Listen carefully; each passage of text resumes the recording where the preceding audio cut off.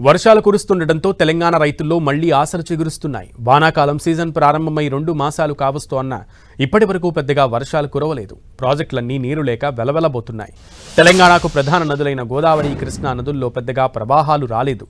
వీటన్నింటి పరిస్థితుల నేపథ్యంలో ఇప్పుడిప్పుడే వర్షాలు కురవడం, ఎగువ ప్రాంతాల నుంచి వరద నీటి ప్రవాహం ఉరకలేస్తుండటంతో మరో 2-3 రోజులు భారీ వర్షాలు కురుస్తాయని వాతావరణ శాఖ రిపోర్ట్ల నేపథ్యంలో రైతుల ముఖాల్లో ఆశలు చిగురుస్తున్నాయి.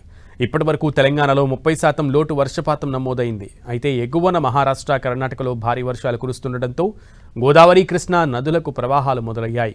ఇప్పటిదాకా కృష్ణా పరివాహక ప్రాంతం ఒకవైపు వర్షాలు, మరోవైపు ఎగువ నుంచి నీరు రాకపోవడంతో పూర్తిగా వెలవెలబోయింది.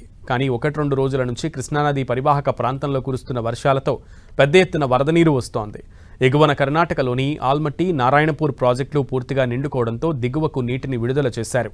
కృష్ణానదిపై ఉన్న జూరాల ప్రాజెక్టుకు వరద ప్రవాహం గత 2 రోజులుగా పెరుగుతోంది. ప్రస్తుతం ప్రాజెక్టులోకి 33,000 క్యూసెక్ల వరద నీరు వచ్చి చేరుతోంది. ప్రాజెక్టులో కనీస నీటి మట్టం 317 అడుగులకు చేరడంతో జూరాల మీద డిపెండ్ అయిన ఎత్తిపోతల పంపు మోటార్లను ఆన్ చేశారు.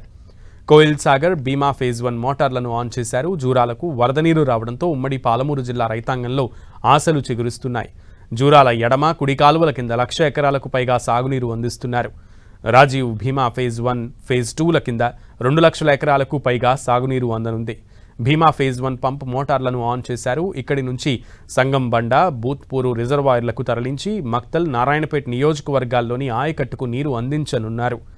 ఇక కోయిల్ సాగర్ పంపు మోటార్లను ఆన్ చేయడంతో దీని కింద ఉన్న 12,000 ఎకరాల ఆయకట్టుకు సాగునీరు అందనుంది.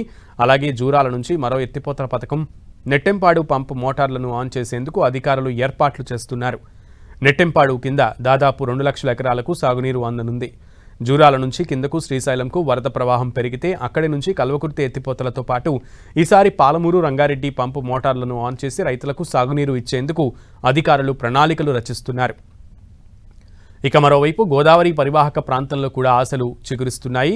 మహారాష్ట్రలో భారీ వర్షాలు కురిసిన నేపథ్యంలో 1-2 రోజుల్లో గోదావరి ప్రవాహాలు మరింతగా పెరిగే అవకాశం ఉంది. గోదావరిపై తెలంగాణలో ఉన్న మొదటి ప్రాజెక్టు శ్రీరామ్ సాగర్కు ప్రస్తుతం 1,736 క్యూసెక్ల వరద వస్తోంది. 1-2 రోజుల్లో ఇది మరింతగా పెరిగే అవకాశం ఉన్నట్లు అధికారులు అంచనా వేస్తున్నారు. మరోవైపు గోదావరి దిగువన ప్రాణహిత కలిసిన తర్వాత ప్రవాహం రోజురోజుకు పెరుగుతోంది. ప్రస్తుతం మేడిగడ్డ దగ్గర 1.21 లక్షల క్యూసెక్ల వరద ప్రవాహం ఉంది. ఇక వాతావరణ శాఖ కూడా రైతులకు చల్లని కబురు చెప్పింది. రానున్న 2-3 రోజులు తెలంగాణ వ్యాప్తంగా భారీ నుంచి అతి భారీ వర్షాలు కురిసే అవకాశం ఉన్నట్లుగా సమాచారం ఇవ్వడంతో రైతుల ముఖాల్లో కొత్త ఆశలు చిగురిస్తున్నాయి.